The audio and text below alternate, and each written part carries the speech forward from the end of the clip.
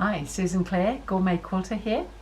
I'm just doing another tutorial on some of the basic units that I have been doing through my Quilter Scrap Pantry book. This time we're going to talk about a 9-patch. So we have in this book here, I have set it out so that we can be using up some of our leftovers or our scraps, and I thought it was a great way to do things is to start making units. So this time I'm going to show you how to do a 9-patch unit. 9 patches can be used on their own as a block, they can be used as part of another block, or all sorts of things.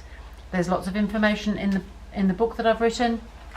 This is some examples of some 9 patches. So you can see that you can play with the colour a little bit as well. So we've got here a multicolour block. This one is also multicoloured but smaller. This one here we've gone for 5 lights and 4 darks so that we get that nice sort of look. This one is the reverse of that. So you've got 5 darks and 4 lights. And again, this one is just another one in a different sizing. So you can see there's lots of combinations, lots of ways of using up your leftovers. This quilt behind me is made with 9 patches here, alternating with some plain blocks. And it's throughout, and this one has been set on point, which means it's set on the diagonal. So you can see that 9 patches can be used in all sorts of places.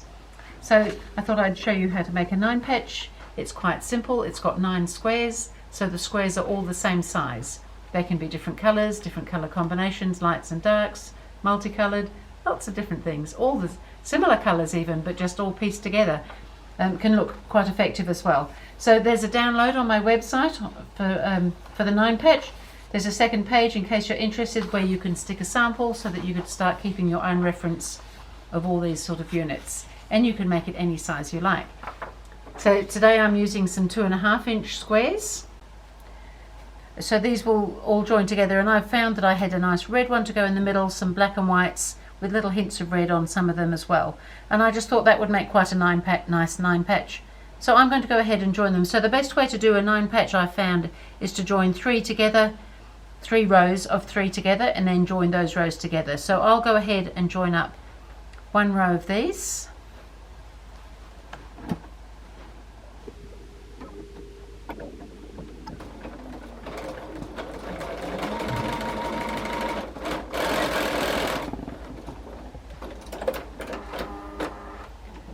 So just using 1/4-inch seam allowance.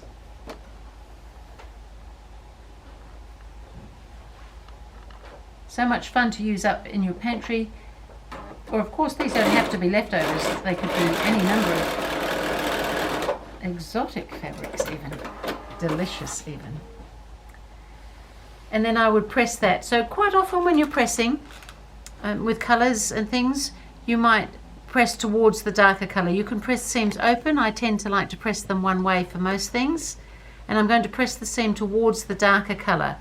This is just so that it doesn't show a seam through to the other side. So you can see I've gone out to the sides there. So now when I do the next row, I'm going to join the others up as well. I'll press these ones towards the darker colour, which will end up being in, and then when I do these it'll be the same as this one here. So I'll come back and show you that, but I'll go ahead and join these up in the meantime. So here's my 9-patch finished. As you can see, my seams are going out into the dark here, they're going into the dark there and out to the dark here. When I stitch the 3 rows together, I have pressed the seams all one way. You could press those open if you prefer to. I'm quite happy with it going like that though.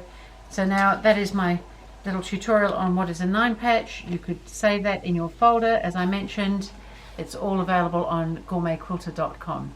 Thank you. I'll see you with the next one.